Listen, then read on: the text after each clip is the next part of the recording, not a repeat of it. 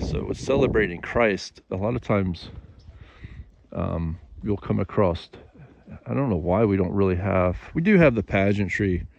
We do have it in our churches, but in some places they do a much better job of celebrating that, I believe, that story of they call it it's the passion of the Christ, and it can be done in a play. And the Greek Orthodox do it very well, and sometimes they do it in an entire town or an entire village, and they reenact the whole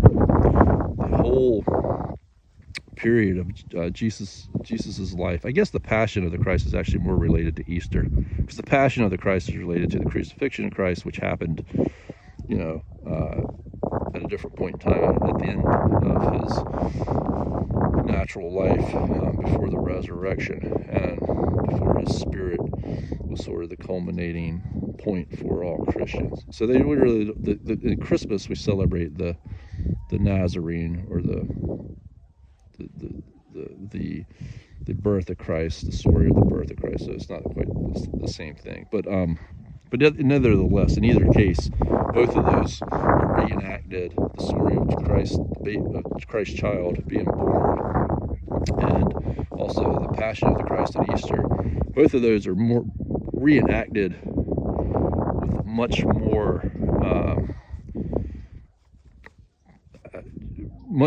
intricately than a lot of what we do and most of what you see around the United States these days. There's some places in the world where the whole town gets together and they really make a celebration out of this out in the open, and replay those acts in much detail. So it's very neat. And there's fasting that goes along, and many things that make you think and make the process more real and more present than a lot of what we've done and with the modern day celebration of Christmas. But one of the nice things about the modern day celebration of Christmas is it also points to the unity of Christ. So Christ was trying to unify all of the world with his message, and that meant many people, many different religions. And we see this in Christmas, because almost all of the things that we celebrate at Christmas, like the tree, the Christmas tree, the lights, the gifts are very